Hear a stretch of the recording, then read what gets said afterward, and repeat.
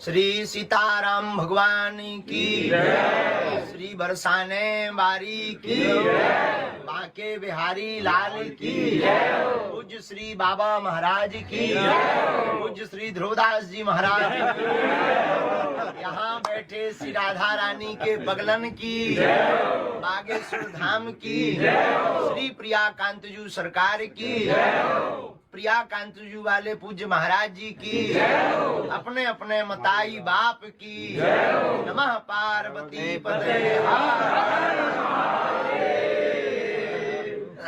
बजरंगबली की। अब दो दो सूर्य के बगल में जो दिया फंस गो, अब क्या कह दें। पूज्य बाबा महाराज विराजमान है और जहाँ बाबा महाराज विराजमान है उनके सन्मुख जो आप सब हमें तो ऐसे लगने लगता है कई बार श्री राधा रानी जी की बिछड़ी सखी ही पूज्य बाबा उनका परिकर आप सब आपके सामने। अब हम का कथा कह दें। हमारे जैसो निकृष्ट अधम जीव महापापी और बोलवे लायक भी नहीं है, नालायक है, अनपढ़ गवार है, फिर भी अब आज्ञा लगी है तो बाबा की दम के पूज्य बड़े भैया की दम पे ही बोले। बाबा महाराज को देखकर हमें ऐसे ही लगे इनका नाम है बरसाने बारी, और सच में ये बरसाने ही बारी है, क्योंकि हमारे जैसे अधमन पे जब बाबा कृपा बरसा रहे इसलिए आपकी आराध्या का नाम बरसाने बारी। और बाबा को देखकर हमने एक बात और मानी, भगवान खोजने से नहीं मिलते, ठकुरानी खोजने से नहीं मिलती, उनमें खो जाने से। खोजने वाले तो पता ही पूछते रहते हैं, पर खो जाने वाले का पता वह पूछते हैं। रामचरितमानस का एक प्रसंग है, बड़ा अद्भुत है, जो श्री प्रियाजू से बाद में अगर जोड़ा जाए तो अतिशयोक्ति नहीं। रावण ने जटायु जी के पंखों को काट दिया और जटायु जी जमीन पर गिर गए। तो कान भरने वाले लोग भी बड़े विचित्र होते हैं। कई लोग ऐसे होते हैं संसार में जिन्हें धर्म के लिए भी धकेलना पड़ता है कि भाई जाओ, तब वो धर्म की बात करने के लिए आगे आते हैं। लेकिन धन्य है जटायु जी, इन्हें किसी के द्वारा कहना नहीं पड़ा। कितने देवता नहीं थे, कितने बड़े बड़े अमलात्मा बिमलात्मा महात्मा नहीं थे जिन्होंने देखा कि जानकी जी का हरण रावण जैसा आतताई कर रहा है, लेकिन कोई आगे आकर के सामने नहीं लड़ा। पर धन्य है हमारा भारत देश, यहाँ के पक्षियों में भी इतनी वीरता होती है कि रावण जैसे विदेशी आतताई का सामना करने की सामर्थ्यता रखते हैं।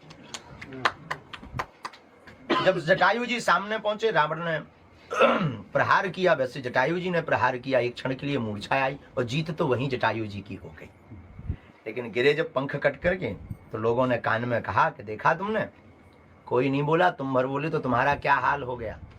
पंख कट गए, अब उड़ नहीं पाओगे। बड़े दिन भर सीताराम सीताराम सीताराम करते रहते थे, अब नहीं पहुंच पाओगे अयोध्या।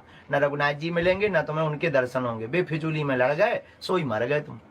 इससे अच्छे पहले ठीक थे, पंख थे तो कम से कम अयोध्या जा पाते, दर्शन कर पाते।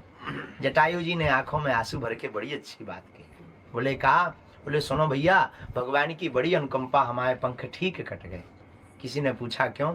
बोले पंख होते तो हमें उड़कर रघुनाथ जी के दर्शन करने जाना पड़ता, लेकिन अब पंख नहीं है तो रघुनाथ जी को हमारे पास आना पड़ता।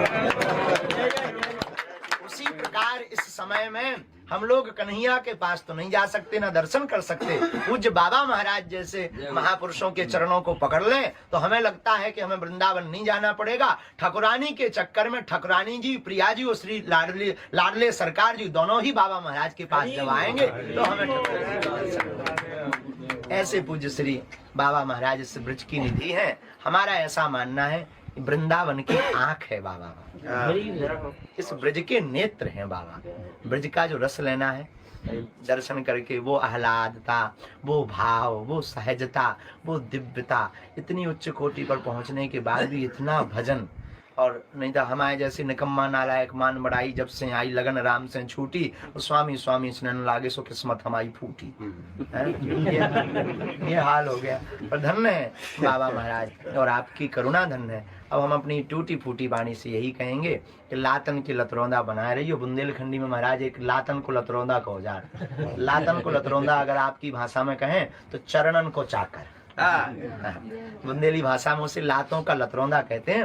और आप आपके कहें कि चरणों का चाकर बनाए रहियो।